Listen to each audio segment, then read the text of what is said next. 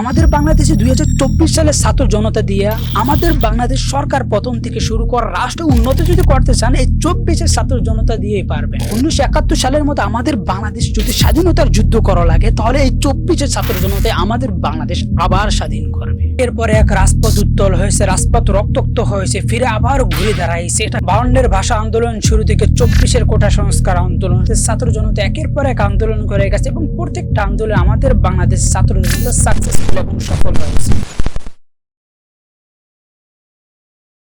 বাংলাদেশ ছাত্র আন্দোলনের কথা বলতে গেলে বাংলাদেশ জন্ম হওয়ার পূর্বে থেকেই শুরু করতে হবে, সেটা হলো আমাদের বাংলাদেশের ভাষা আন্দোলন, আমাদের বাংলা ভাষা আন্দোলন। 1952 সালে বাংলা ভাষার জন্য আমাদের বাংলাদেশের 5 জন মানুষ শহীদ হয়েছে। 1952 সালে ভাষা আন্দোলনের সূত্রপাত শুরু হয় ঢাকা থেকে। ঢাকায় 1952 সালে 21 ফেব্রুয়ারিতে প্রতিবাদ মিছিল হয়। 1952 সালের হিসাবে পাকিস্তানের সংখ্যাগরিষ্ঠ নাগরিক ছিল বাঙালি, যারা মোট নাগরিকের 54% ছিল। আর 1952 সালের 21 ফেব্রুয়ারি শুধুমাত্র উর্দুকে জাতীয় ভাষা হিসাবে ঘোষণার প্রতিবাদে বাঙালি ছাত্র জনতা সরকারের বিরুদ্ধে সোচ্চার হয়ে ওঠে। আর সেই ভাষা আন্দোলন করতে গিয়ে 1952 সালে আবুল বারাকাত, রফিক উদ্দিন আহমেদ ও শফিউর রহমান, আব্দুস সালাম, আব্দুল জব্বার 21 ফেব্রুয়ারিতে ঢাকা বিশ্ববিদ্যালয়ের সামনে 3:15টায় পুলিশের গুলিতে মারা যায়। আর এই ভাষা আন্দোলনটা ছিল আমাদের বাংলাদেশ জন্ম হওয়ার পূর্বেই, যেটা আমাদের বাংলা ভাষার জন্য আমাদের শহীদরা রক্ত দিয়েছে। তারপর থেকে আমাদের বাংলাদেশে যেই কয়টা আন্দোলন ঢাকা বিশ্ববিদ্যালয় থেকে শুরু হয়েছে সব কয়টা আন্দোলন আমাদের বাংলাদেশের ছাত্র জনতা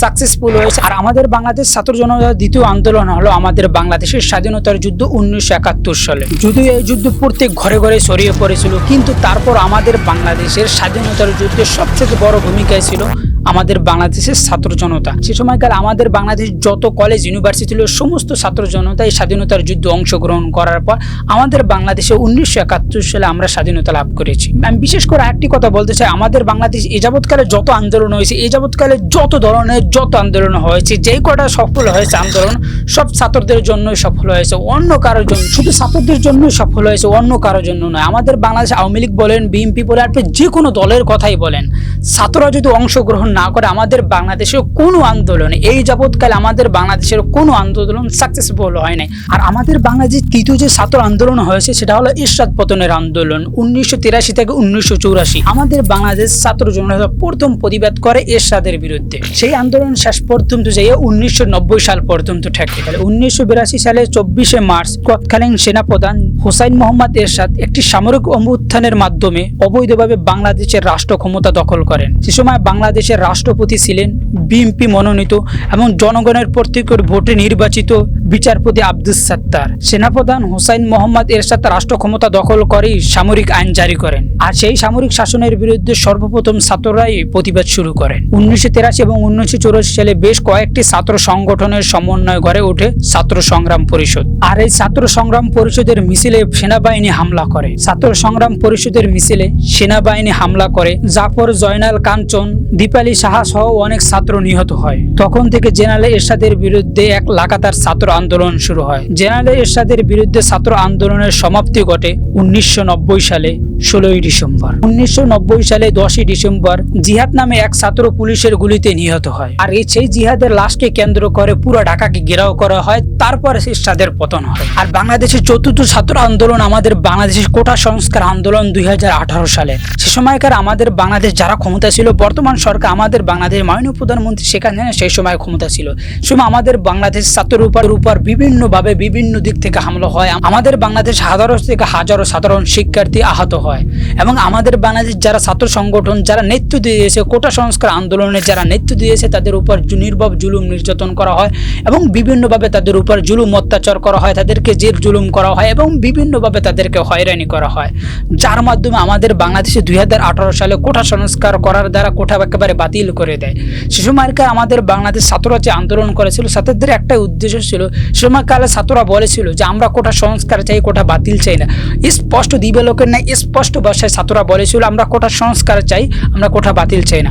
মাননীয় প্রধানমন্ত্রী শেখ হাসিনা রাগান্বিত হয়ে কোটা একেবারে বাতিল করে দেয়। সেখান থেকে শুরু হয় আমাদের বাংলাদেশ এই যে কোটা সংস্কার আন্দোলন, 2024-এর কোটা সংস্কার আন্দোলন সূত্রপাত সেখান থেকে আবার শুরু করে দেয় মাননীয় প্রধানমন্ত্রী শেখ হাসিনা। আর পঞ্চম ছাত্র আন্দোলন হলো নিরাপদ সড়ক আন্দোলন। সেটা হলো আমাদের বাংলাদেশে 2018 সালে যেমন কোটা সংস্কার আন্দোলন হয়েছে, ঠিক তেমনিভাবে আমাদের বাংলাদেশে নিরাপদ সড়ক আন্দোলন শুরু হয়। সেখানে আমাদের বাংলাদেশের 2 জন ছাত্রকে 2 ব্যাচের চিপায় ফেলে তারপর তাদেরকে হত্যা করা হয়। সেখান থেকে শুরু হয় নিরাপদ সড়ক আন্দোলন। আর যেই 2 জন সাধারণ শিক্ষার্থীকে 2 ব্যাচের চিপায় ফেলে নিহত করা হয়েছে, শহীদ করা হয়েছে, তাদের একজনের নাম হলো রাজীব আর একজনের নাম হলো বশির। সেখান থেকে শুরু হয় আমাদের বাংলাদেশ নিরাপদ সড়ক আন্দোলন, আমাদের বাংলাদেশ ছাত্র জনতার আন্দোলন, নিরাপদ সড়ক আন্দোলন। আর সে সময় আমাদের বাংলাদেশ সরকার দলীয় লোকরা আমাদের বাংলাদেশ নারীদের উপর, আমাদের বাংলাদেশ নারী শিক্ষার্থীদের উপর তারা বিভিন্নভাবে ধর্ষণ করে এবং বিভিন্নভাবে আমাদের বাংলাদেশ নারী শিক্ষার্থীকে উলঙ্গ ব্যাপনা থেকে শুরু করে তাদের উপর বিভিন্নভাবে জুলুম নির্যাতন করে এবং ধর্ষণের মতো ভয়ঙ্কর কাজেও তারা লিপ্ত হয় আমাদের বাংলাদেশ সরকার দলীয় সংগঠন। বিআরটির হিসাব অনুযায়ী আমাদের বাংলাদেশে মারা গিয়েছেন 5025 জন গাড়ি অ্যাক্সিডেন্টে। পুলিশের হিসাব অনুযায়ী 4500 জন মানুষ গাড়ি অ্যাক্সিডেন্টে মারা গিয়েছেন। আর আমাদের বাংলাদেশ সেফটি ফাউন্ডেশনের হিসাব অনুযায়ী আমাদের বাংলাদেশে 7000 মানুষ গাড়ি অ্যাক্সিডেন্টে মারা গিয়েছেন। আর আমাদের বাংলাদেশ যাত্রী কল্যাণ সমিতির হিসাব অনুযায়ী আমাদের বাংলাদেশে মোট অ্যাক্সিডেন্ট করে মারা গিয়েছেন 8000 মানুষ। ষষ্ঠ ছাত্র আন্দোলন হিসাবে 6 নাম্বার অর্থাৎ 6 নাম্বার আপনি যে আন্দোলনকে রাখবেন সেটা হলো আমাদের বাংলাদেশ 2024 সালে কোটা সংস্কার আন্দোলন, যেটা ছাত্রদের আন্দোলন ছিল। এখনো পর্যন্ত ছাত্রদের আন্দোলন, যে ছাত্র আন্দোলন করতে আছে সেটা ছাত্রদের দাবির জন্য। গতকালকে দেখেছি প্রথম আলো খবর অনুযায়ী, প্রথম আলো এক সংবাদে বলেছে 900 জন, পরবর্তীতে আমি দেখেছি সেই সংবাদটা মুছে ফেলা হয়েছে। কিন্তু আমাদের বাংলাদেশে বিভিন্ন টেলিভিশনের খবর অনুযায়ী এবং বিভিন্ন পেপার পত্রিকার খবর অনুযায়ী আমাদের বাংলাদেশে 300 জন, প্রায় 300 জনের মতো ছাত্রকে গুলি করে হত্যা করা হয়েছে, বিভিন্নভাবে হত্যা করা হয়েছে। আর এই ছাত্রদের হত্যা করার সংখ্যাটা, যে সমস্ত সংখ্যা আমাদের বাংলাদেশে মানুষ জানতে পেরেছে, যেটা প্রকাশ হয়েছে সেটার কথা আমি বলছি, যেটা প্রকাশ হয় না আমি সেটার কথা বলছি না। আমাদের বাংলাদেশে যেটা জেনে গেছে, প্রকাশ্যে যেটা এসেছে সেটার কথা বলছি। আপনারা এখন পর্যন্ত জেনেছেন আমাদের বাংলাদেশে ছাত্র আন্দোলন শুরু হয়েছে। কোটা সংস্কার আন্দোলন শুরুতে আমাদের বাংলাদেশের 6 দিন এবং 7 দিনের মতো নেট বন্ধ করে রাখা হয়েছে। 6-7 দিন নেট বন্ধ করে আমাদের বাংলাদেশের ছাত্রদের উপর, আমাদের বাংলাদেশের আগামীর প্রজন্মের উপর কিভাবে তারা জুলুম নির্যাতন করেছে, কিভাবে নির্দয়ভাবে গুলি করেছে, দিন দুপুরে গুলি করে তাদেরকে শহীদ করা হয়েছে। আমাদের বাংলাদেশ ছাত্র জনতা আগামীর প্রজন্মকে কিভাবে শহীদ করা হয়েছে কোটা সংস্কার আন্দোলন করতে গিয়ে। যার কারণে আমাদের বাংলাদেশে 1952 সালে ভাষা আন্দোলন হয়েছে আমাদের বাংলাদেশের মানুষের জন্য, ভবিষ্যতের জন্য, আমাদের বাংলাদেশের ভবিষ্যতের জন্যই ভাষা আন্দোলন করেছে। বাংলা ভাষায় কথা বলার জন্য, বাঙালিদের জন্য আন্দোলন করেছে, বাঙালিরাই শহীদ হয়েছে। তারপর আমি 1971-এর কথা বলবেন, স্বাধীনতা যুদ্ধের সময় ছাত্ররা সরাসরি হস্তক্ষেপ করেছে এবং সরাসরি ছাত্ররা যুদ্ধ করেছে। 1971 উপর এরশাদ বিরোধী আন্দোলন, যে আন্দোলনের সূত্রপাত করে ছাত্রদের মাধ্যমে, আর ছাত্ররা শেষ পর্যন্ত এরশাদের পতন করে দেখাইছে। আর চতুর্থ হলো কোটা সংস্কার আন্দোলন 2018 সালে, সেটা আমাদের বাংলাদেশ ছাত্র জনতা আগামীর ভবিষ্যতের জন্য, যারা ছাত্র আন্দোলন করেছিল, যারা কোটা সংস্কার আন্দোলন করেছিল, তারা কিন্তু কেউ চাকরি পায় না, তারা ভবিষ্যতের জন্য আন্দোলন করেছিল, সেটাও তারা সাকসেসফুল হয়েছে। তারপর নিরাপদ সড়ক আন্দোলন, সেটা আমাদের বাংলাদেশ ছাত্রদের অধিকারের জন্য ছাত্ররা নিজেরা মাঠে নেমেছে এবং ছাত্ররাই নেতৃত্ব দিয়েছে, সেটাও সাকসেসফুল হয়েছে। তারপর আমাদের বাংলাদেশে 2024-এর কোটা সংস্কার আন্দোলন, আমাদের বাংলাদেশ ছাত্র জনতা সাকসেসফুল হয়েছে, আমাদের বাংলাদেশ ছাত্র জনতা সফল হয়েছে, কিন্তু আমাদের বাংলাদেশ ছাত্র জনতার রক্ত ঝরেছে।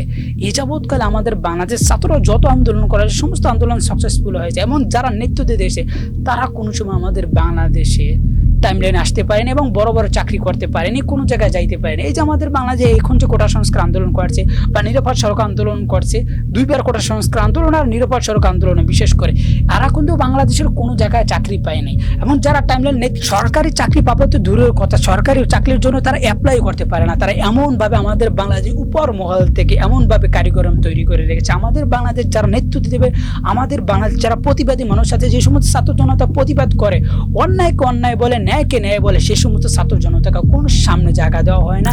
আর আমাদের বাংলাদেশে এখনকার যে ছাত্র জনতা আছে তাদের প্রতি আমার একটি আশা আছে এবং তারা একটা সাকসেসফুল হবে, কেননা আমাদের বাংলাদেশ ছাত্র জনতা যেটাই আন্দোলন করেছে, যেই বিষয় নিয়ে যেসব আন্দোলন করছে তারা সাকসেসফুল হয়েছে। এবং আমাদের বাংলাদেশ এই যে ছাত্র জনতা তাদের এখন রক্ত গরম, এই যে ছাত্র জনতা 1971 সালে ছাত্রদের যেমন রক্ত গরম ছিল, 71 আমাদের বাংলাদেশ স্বাধীনতা যুদ্ধের সময় যে ছাত্র জনতা যেভাবে রক্ত গরম ছিল, ঠিক তেমনি ভাবে আমাদের বাংলাদেশ এখনকার ছাত্র জনতা, 2024-এর ছাত্র জনতা রক্ত 71-এর মতোই গরম।